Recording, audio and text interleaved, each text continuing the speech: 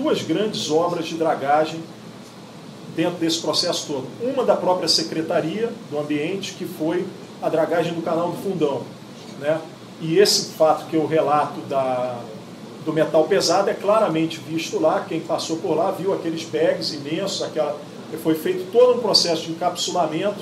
Então, todo o material que tinha contaminação, que estava mais ali na foz do rio, né, que por algum motivo trouxe metal pesado e sedimentou ali, todo ele foi encapsulado e hoje está enterrado, já botaram a grama por cima, está todo lá estocado lá na Ilha do Fundão e virou um parque ali em cima para uso recreativo, e essa foi a solução ambiental adotada. E todo o material que tem composição orgânica que foi autorizado a vir para alto mar e para o ponto C inicialmente.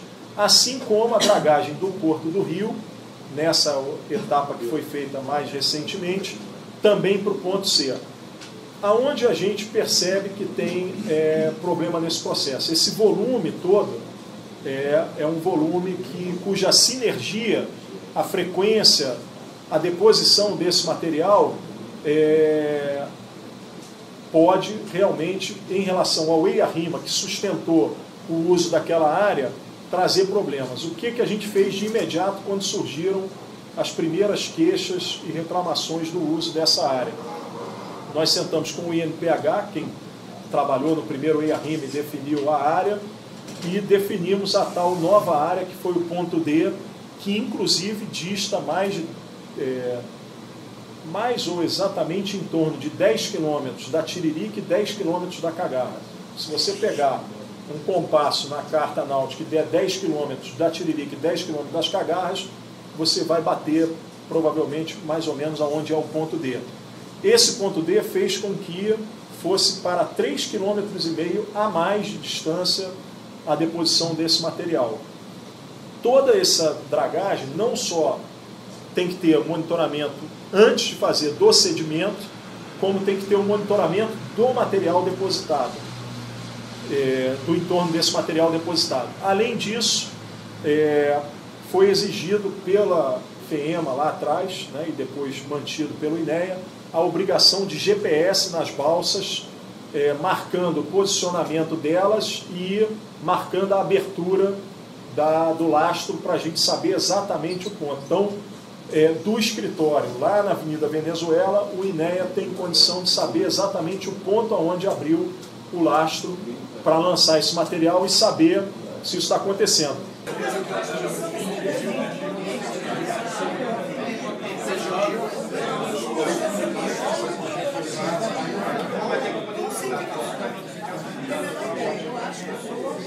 O levantamento e o questionamento que vocês fizeram e que também ganhou eco no GAT, que foi apresentado, traz alguns pontos realmente falhos desse processo, que são pontos ligados a os impactos bióticos desse processo, né? Porque o que se considera num primeiro momento e no EIA-RIMA é que é uma matéria, por ser uma matéria biodegradável, né, e de matéria orgânica, ela pode ser lançada no alto mar, que ela vai ter a decomposição, e o próprio EIA-RIMA fez, e os estudos de corrente mostram que não vem da praia, e portanto dá. Só que, obviamente, a gente tem um efeito sobre a comunidade bentônica do fundo, a gente tem um efeito sobre a comunidade fitoplantônica, por estar concentrando um volume num local só, a gente tem um efeito sobre a ictiofauna também, né? E esses pontos, realmente, a gente precisa ter um maior diagnóstico e controle sobre eles. Então, qual foi a decisão que a gente tomou na Secretaria, a partir da própria manifestação do próprio Ministério Público? Nós suspendemos as autorizações de novas dragagens lá atrás, chamamos todas as empresas que têm processo de dragagem, né, e chega a um número próximo a 30, mas lembrando que a grande maioria é pequenininho, é um volume pequeno, e preparamos uma instrução técnica que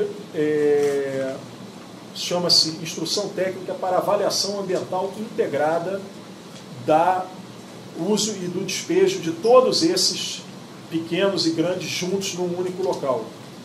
Exatamente com quesitos que o próprio GAT levanta, alguns, que outros a gente defende que não já estão estudados e não têm sentido, alguns quesitos que foram levantados aqui pela própria comunidade e outros quesitos técnicos que nós também entendemos necessários. Então, esse documento está ultimado, a gente está, depois dessa reunião, nós vamos estar agora, talvez nos próximos dias, notificando a todos os 30 de que a avaliação ambiental integrada terá que ser feita para que as licenças fiquem regulares e fizemos, do único estudo conclusivo que a gente recebeu, que veio da CEDRAP, que foi um estudo sobre a estatística pesqueira e os quadrantes de pesca, onde realmente tem mais piscosidade, menos piscosidade, identificamos já um ponto um pouco mais ao norte, um pouco mais para cima do que esse ponto D que está sendo usado, que sai de um quadrante e vai para um quadrante com menos viscosidade, né? Estamos fazendo mergulho nessa área para fazer o diagnóstico antes de começar a jogar da questão de parcel, de existência ou não de parcel, e determinamos que Docas não mais utilizará dessas áreas, desse estudo, porque Docas entrou com um pedido que agora, até 2016, chega ao volume de 16 milhões de metros cúbicos. Então, nós não vamos mais autorizar Docas a usar. Docas vai ter um processo de licenciamento à parte, com um estudo totalmente à parte, porque é um volume totalmente atípico e nós vamos fazer um reestudo de toda essa questão para o caso de Docas. Mas, com relação aos demais, a avaliação ambiental integrada, eles articularam com o Sindnaval e vão, de uma forma única, conduzir esse estudo com a soma de todos os volumes, as sinergias, todos aqueles pontos que a gente está exigindo novos que sejam também estudados, para que a gente possa ter um maior controle sobre o processo e melhores recomendações para a condução desse processo. O rapaz que viria também aqui para falar, que vai aparecer no vídeo, que é o Paulo, ele não pôde vir porque ainda está tirando o lixo da rede hoje, vai continuar amanhã, depois de amanhã se bobear. E hoje ainda chegou mais uma rede retirada pelos pescadores, que teve que ser tirada de guincho, em outra embarcação, e que acabou caindo dentro d'água ali na beira da praia, de tão pesado que estava, né? Então o que acontece? Apesar das vários pontos que eu discordo do que foi colocado aqui, que já foi discutido amplamente, inclusive em audiências públicas, na Câmara de Niterói, que isso está tudo gravado, onde eu discordo em muitas situações até técnicas, que agora já mudaram, Firmino, porque antigamente o sedimento não andava mais do que 1 quilômetro, que foi colocado pelo próprio senhor Domênico. Hoje eu já estou vendo que já mudou a postura um pouco, mas eu ainda acho que é pouco. Então vocês já analisem o vídeo e qualquer coisa também estou aberto a qualquer pergunta e qualquer situação. Muito obrigado. Isso daí é o que está vindo nas redes de pescaria. Bastou o mar balançar um pouco, vocês vão ver que vem material pesado, vem pedaço de plástico, vem pedaço de sedimento nas redes, ao ponto de não conseguirem retirar suas redes do fundo, de tão pesada que elas ficam. O que acontece? Isso é uma questão hoje diária, tanto Itaipu, Piratininga, até Itaipuaçu. Isso é constante. Hoje está lá a mesma situação com outros pescadores. Então eles mesmo estão pedindo socorro, porque não é possível, eles trabalham um dia dentro d'água com a rede e uma semana tirando lixo. Isso não é uma coisa normal e é uma coisa que a gente não pode aceitar. Na pesca de mergulho, idem quidem. Tem profissionais de mergulho aqui que podem confirmar que tem parcéis que foram soterrados. Tanto no alinhamento do pai, mãe e filha, tá? Eu tenho isso aí plotado. Todo esse material coletado. Agora, se olharem dentro da canoa, vocês vão ver o que está acontecendo. E a lama cinza, preta, como é que as redes vêm? Isso não é material do local Lá a areia era branca. Existem pontos no mar com lama. Uma dúvida aqui que eu não entendo da questão da pesca, mas esse ponto tem 40 metros de profundidade. Sim. As redes vão a 40 metros de profundidade? As redes vão até mais de 40 metros. A dragagem da Agora, Serra terminou em setembro de 2011. E a dragagem do canal do Fundão, que são as duas começou mais, agora. Não tem nenhuma. Não, está parada 2 meses. Está parada, mas olha, tá nós fomos na vistoria do canal do Fundão, convidados pelo senhor da hora, e lá estivemos fazendo a vistoria do canal do Fundão, a qual ele está colocando aqui. Então existem também pontos que foram analisados no canal do Fundão, onde a distância de coleta do material, eles fazem 2 tratamentos. Retiram com pá mecânica, jogam e separam o sedimento, lixo sólido do lixo líquido. E a água volta toda para dentro da Baía de Guanabara. Tá? E essa parte é colocada em geobags. Nós estivemos lá para ver isso. Existe um ponto onde disseram que via por tubulação e jogava lá na ponta do fundão e era retirada por dragas, né? Por pás mecânicas e colocada nas balsas. E essas balsas saíam diariamente para jogar os sedimentos no mar e aquele lixo todo. E nas fotos aparecem os sacos plásticos também nessas pás mecânicas. É claro que não consegue separar tudo. Né? Então existe dragagens de grande porte que foram feitas. Uma que o senhor da hora mesmo colocou que as dragagens feitas no porto do Rio de Janeiro não utilizaram o mesmo sistema de coleta do caju. Não é que o caju tenha sido feito tudo certinho, não.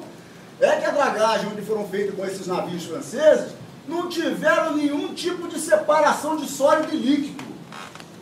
Isso dito pelo senhor da hora na reunião conosco lá dentro. E nós sabemos que isso não foi feito mesmo, que era coletado dessa forma.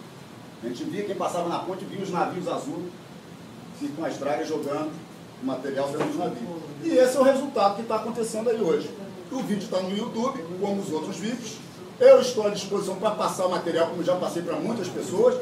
As denúncias do Ministério Público. Eu só queria fazer uma correção.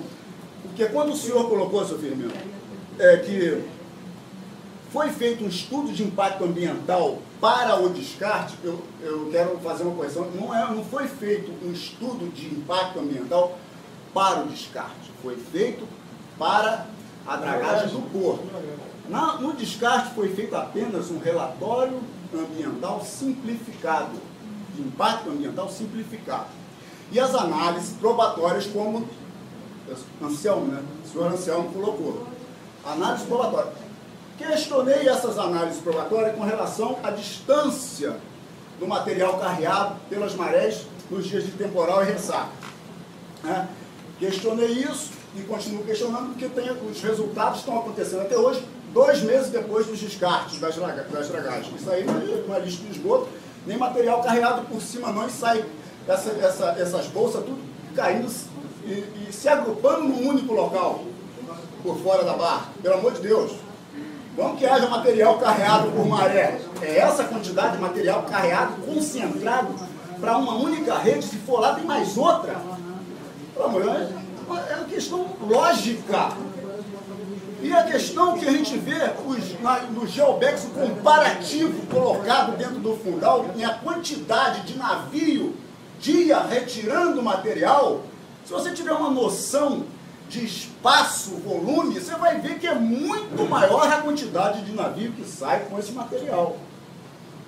Então, essas situações que eu gostaria de deixar aberta para a população pensar, para vocês analisarem, e me questionarem, como eu fui amplamente questionado pelo Ministério Público, até que resolveram acatar as minhas denúncias e a da colônia de pescadores.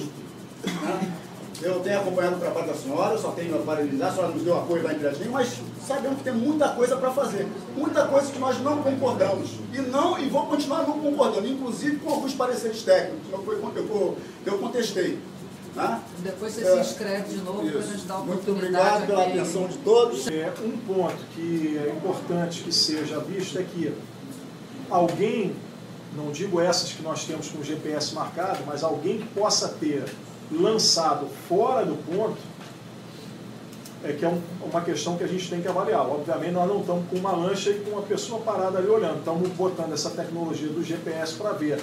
Então eu já ouvi, enfim, indagações, não, o cara jogou em cima da ilha do pai, ou da ilha da mãe. Vai abrindo e vai jogando. Vai abrindo e vai jogando, e isso, obviamente, que se acontecer é totalmente irregular, não é licenciado, e nós temos que cair em cima rápido. Precisaríamos realmente documentar, mostrar, e em cima que aí a gente cai e pega e proíbe, suspende, não só vai multar, como prende, faz o que tiver que fazer. Agora, autorizado pelo órgão ambiental, em momento algum houve qualquer autorização próxima das ilhas, como se coloca, ou já se colocou em alguns questionamentos. Enfim. O emissário seria daquele jeito. Considero que as dragagens na Baía de Guanabara são necessárias, mas eu acho que o que está faltando é o seguinte: os modelos matemáticos usados como base para tudo que está sendo falado aqui são furados. O modelo matemático, de modo geral, não é confiável. Ele deve ser usado, deve ser feito, mas ele não é a verdade. Ele deve ser validado. Exatamente. Então, eu lendo o estudo de impacto ambiental de Docas, onde aparecem os modelos que foram apresentados, não esses agora, que a Fátima apresentou, mas eu li o EIA de Docas, e que mostra uma série de simulações que foram feitas usando dados que, a meu ver, são muito pequenos, muito poucos. Por exemplo, a faixa de vento, de parâmetros de vento utilizado da estação meteorológica da Ilha Rasa, foram de 3 meses, em março. Foi de... não, 3 meses não, foi apenas no mês de março. Isso, e outro, estudos de correntes não foram realizados. Foi utilizado dados de marés, que são disponíveis no maregrama da DHM, e os dados de ventos, que são pouquíssimos, e jamais se tocou em dados que deveriam ser feitos pelo menos durante um ano de medição contínua todo dia. 14 horas. Isso é que para se poder embasar um modelo, e que mesmo assim ele será falho, e que deve ser validado, pelo menos um ano de séries temporais de medições de corrente. Eu nunca vi um correntômetro em todos esses estudos que foram feitos. Eu sei que eu acompanho isso há muito tempo, conheço a Fátima há muito tempo, sei que esses estudos do INPH foram feitos, mas não de uma forma como deveriam ser feitos. Esses modelos deveriam ser mais aprimorados e deveriam ser validados. Então, eu acho que realmente deve haver uma quantidade grande de resíduos no fundo. Esses resíduos, assim, e outro, falando dos resíduos, o que se simulou nos modelos foi que foi um lançamento de 6 mil, isso no EIA de Docas, 6 mil metros cúbicos lançados, onde 2 mil metros cúbicos seriam de material fino. Esse material fino é que foi considerado no modelo, que seria dispersado e que, como você falou, não iriam à praia, por isso foi escrito, né? Mas e o resto? E os 4 mil que ainda restaram? E aí tem diversas formas de resíduo. Por exemplo, as próprias lamas que são dragadas, elas às vezes são muito coesas. Elas têm uma coesão tão forte que elas são mais difíceis de serem erodidas do que a própria areia siliciclástica, areia quartzosa, porque elas são aglutinadas. E eu sei que existem essas areias, principalmente no aprofundamento dos canais, porque eu acompanho também essas dragagens lá no canal, principalmente esse canal que vai dar acesso ao terminal de contêineres.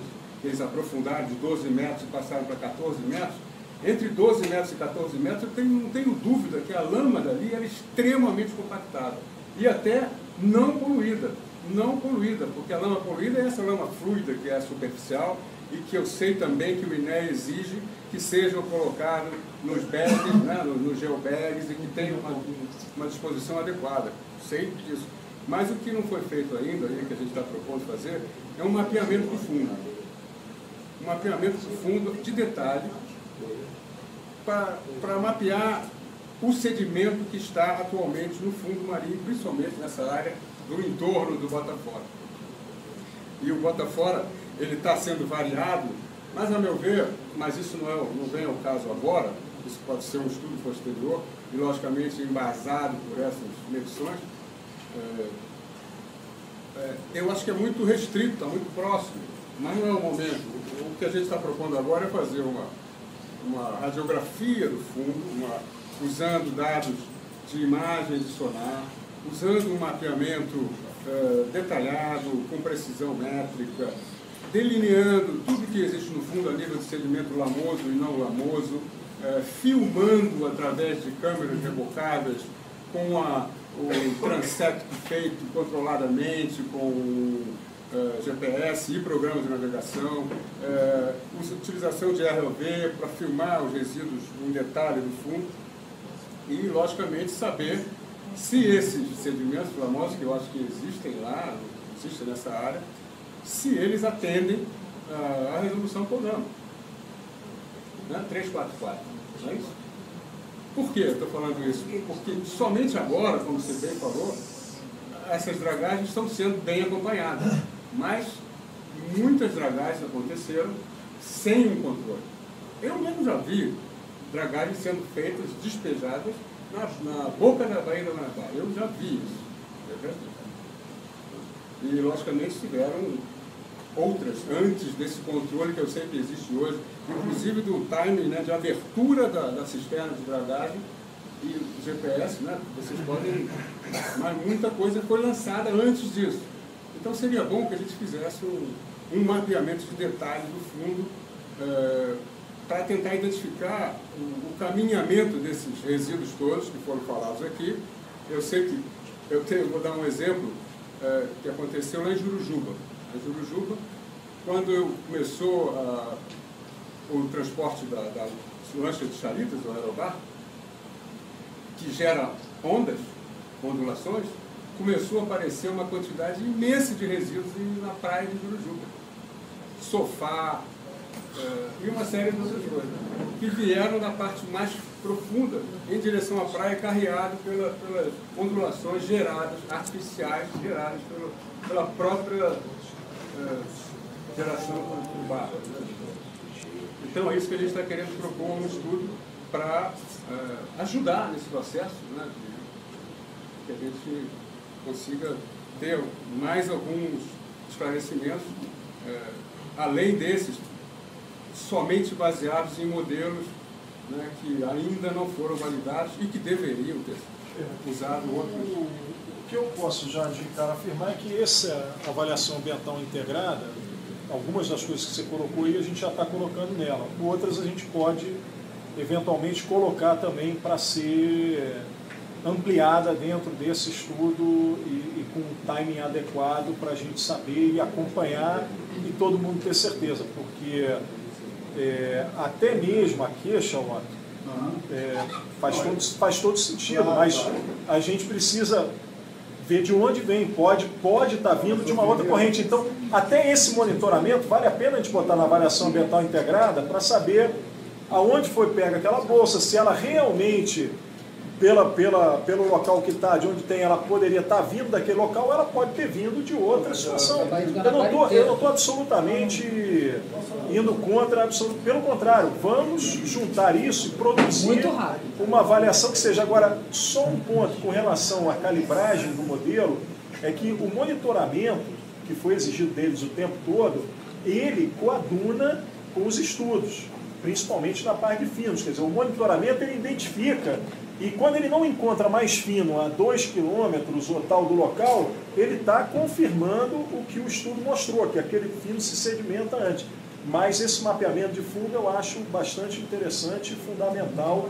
Nós agora, para essa nova possível área que junto com o Felipe Peixoto a gente discutiu, que a CEDRAP propôs, que é uma área menos viscosa, está sendo feito mergulho, olhar primeiro, ver se tem algum parcel, fotografar isso tudo, mapear tudo, antes de se pensar em usar a área. Mas eu acho que a gente tem que fazer isso dentro do próprio estudo, e essa avaliação ambiental integrada, ela pode ter e deve ter esse caráter também de melhorar e qualificar melhor esse diagnóstico do que já aconteceu também, não só do que ainda possa vir a acontecer. Que não é a cor original. original, que é a nossa praia, e fiquei muito assustada. Eu tenho 2 filhos e eu passei o verão sem ir à praia de Tapatiara. Melhorou. A gente fala aqui que a SUAME, a Sociedade de Tapatiara, a Associação de Tapatiara, a gente fez até uma comissão para despoluição das praias, do mar, essas coisas. E foi a primeira vez que todos viram isso. E aí eu fico questionando, como leiga, como cidadã, tem fiscalização? Há fiscalização desse bota fora, ou emissário? Esses projetos que foram feitos, eles estão atendendo realmente ao que os pescadores precisam, ao que a população precisa? Enfim, as minhas questões são muito simples. E, enfim, ficamos assim, praticamente 3 meses com um mar muito poluído. E não era maré, não era nada disso. Realmente era uma poluição. Esse verão foi atípico, não foi em Cambuinhas também. E o órgão... Você não está falando de maré vermelha, não. Está falando desses outros elementos. Eu estou falando realmente dessas coisas que têm sido jogadas no mar. Não foi maré vermelha. Maré vermelha a gente tem desde que eu era pequena. Então é uma coisa passageira. Mas isso ocorreu o verão inteiro. Então, assim, porque na verdade, esse estudo que foi feito pelo órgão, seja a Secretaria de Meio Ambiente, né, e vamos, enfim, ele não só tem que atender a população, lógico que ele tem que atender ao empreendedor. A gente não quer que não desenvolva, que não há desenvolvimento, nada disso. Muito pelo contrário, eu sou totalmente pró-desenvolvimento. Desde que ele seja seguro, sustentável, e que atenda também aos pescadores, atenda a gente que é morador há muitos anos, atenda a biota, né, que é a nossa natureza. Enfim, é isso que eu vim questionar e vim, enfim, perguntar como representante da SUAME hoje aqui. Obrigada.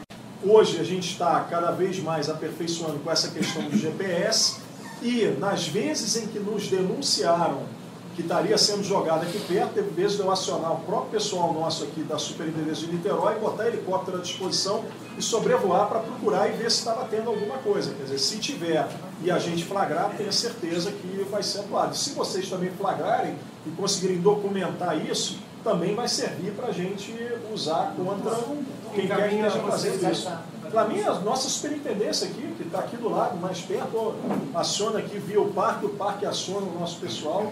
Se a gente tiver, porque realmente nós não vamos ter um parque parado ali com uma pessoa 24 horas olhando a coisa. Se for preciso, podemos até pensar nisso, mas não me parece que o nosso problema principal seja o desvio de rota. Pode até, pelo que eu vi aí, todo mundo comentando, ter sido problema do passado, não é nem tanto hoje. Hoje a preocupação ali é seguro? E aí a resposta à tua última pergunta, o estudo, seja ele qual for, e a exigência, seja ela qual for, não é para beneficiar a empresa, tem que ser para dar segurança à população e ao pescador. Então, se a gente tiver qualquer indício a mais, ou essa avaliação ambiental integrada, apontar qualquer medida a mais que deva ser tomada, imediatamente será tomada e o empreendedor vai ter que acatar.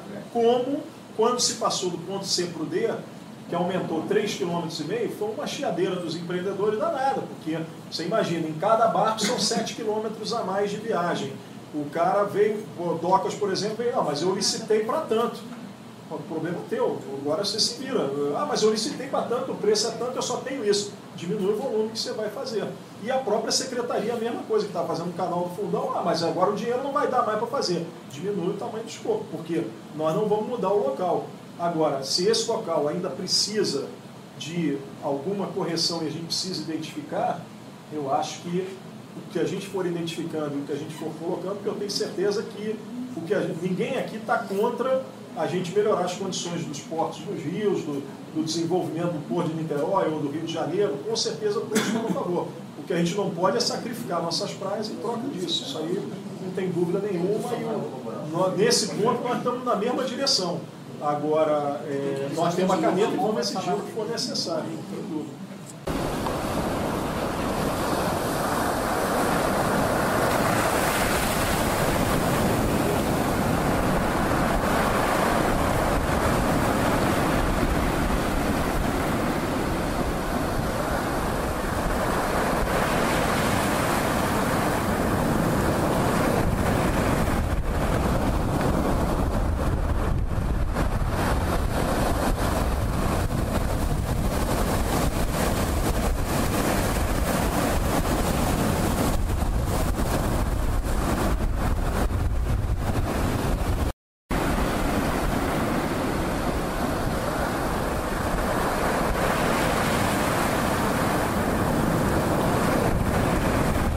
projeto elaborado e montado é a implantação de um sistema terciário lá na estação de Alegria, um emissário que passa pelo fundo da Baía de Guanabara, levando esse efluente tratado a nível terciário até a porta do Comperj. O efluente do Comperj, ele está dentro de padrões que permitiriam ele ser lançado no Macacu e no Caceribu. Observado, é claro, aí a questão da outorga, da vazão do rio e do que ele tem, porque embora você não trabalhe com capacidade de diluição, você não pode jogar num rio de 5 litros por segundo, 500 litros por segundo, porque você muda, obviamente, esse rio. Mas ele está licenciado em condições de ser lançado no rio que vai para a Baía de Guanabara. Só que a licença é taxativa, não pode ir efluente algum para a Baía de Guanabara. Então eles foram obrigados a desenvolver um emissário que teria que vir para o mar por algum caminho.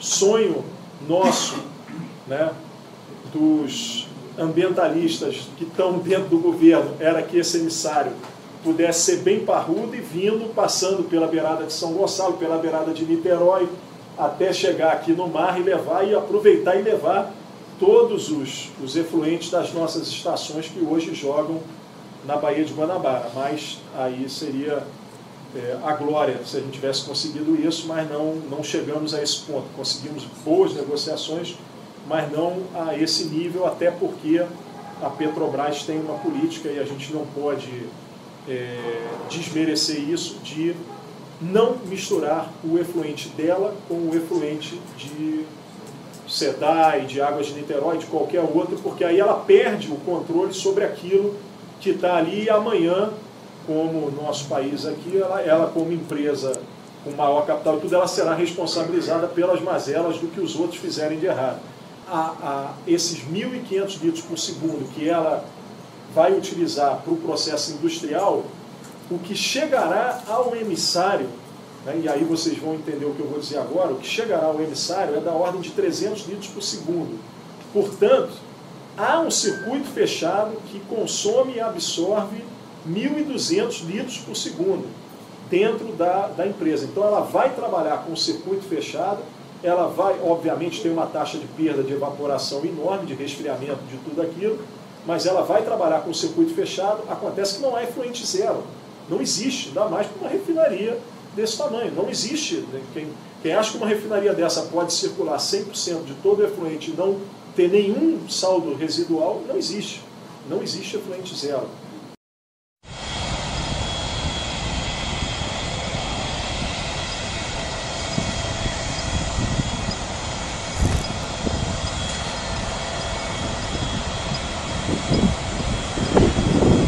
Definimos também que seria por emissário o lançamento, ainda que com tratamento secundário seria feito por emissário o lançamento de Maricá.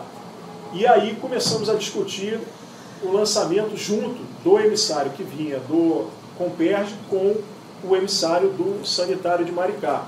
Porque por mais que esse efluente esteja dentro dos padrões de emissão da CONAMA e possam até ser lançados no rio, você não vai chegar na beira da praia e botar uma caixa, nem tem como, que a arrebentação não permite isso, né? Então, no mínimo, um pré-lançador. E foi o que a Petrobras apresentou. Na realidade, quando a Petrobras bota 2 km, não é um emissário, é um pré-lançador. Ela botou e apresentou uma proposta para romper as arrebentações, passar e lançar. E a nossa queda de braço com eles não quiseram negociar, colocar isso junto, levar para mais longe e levar junto o esgoto de Maricá, pela lógica de que eles não misturam o efluente deles, porque o efluente deles eles têm responsabilidade. A gente vai ali, colhe, e o que der ali, a gente tem condição de imputar a eles qualquer responsabilidade. E, a partir do momento que mistura o outro, qualquer coisa que fosse encontrada ali seria imputada a eles. Então, eles vão ter que construir 2 emissários. Eles vão ter que construir um emissário de saneamento de Maricá e vão ter que construir o emissário deles. Em função de toda a polêmica que se criou pelo emissário, por mais que todas essas explicações que eu estou dando aqui sejam bastante claras do ponto de vista do que é que pode e estará sendo lançado nesse efluente, nós, do processo de licenciamento, batemos o pé e exigimos duplicar esse pré-lançador deles para 4 km. Então, além de ser um efluente que se encontra dentro dos padrões, terá que ser a 4 km pelo menos. Isso virou exigência, quer dizer, ainda está na fase de final do licenciamento, mas será com certeza uma das exigências que será impostas à Petrobras. E a outra exigência que foi exigir padrões mais restritivos do que o CONAMA, por conta da modernidade que é propalada para o complexo. Foi-se bem além, eu não trouxe esses números aqui, mas isso é fácil de levantar, ou talvez a Fátima e o Anselmo saibam aí de cabeça, mas estão sendo exigidos, para alguns casos, padrões 20 vezes mais rigorosos do que o próprio padrão do CONAMA, para tranquilidade e segurança, principalmente da ictiofauna, né, que metal pesado vai direto para a carne do peixe. Então, até para que a gente tenha absoluta tranquilidade, exigimos padrões muito mais restritivos do que os padrões CONAMA, alguns parâmetros 10 vezes mais restritivos, outros 20 vezes, outros 5 vezes, outros chega a 40 vezes mais restritivo, padrões que a gente detectou que a tecnologia do Comperj é capaz de produzir. Então, se ela é capaz de produzir, é esse que nós vamos exigir, não será o padrão do CONAMA.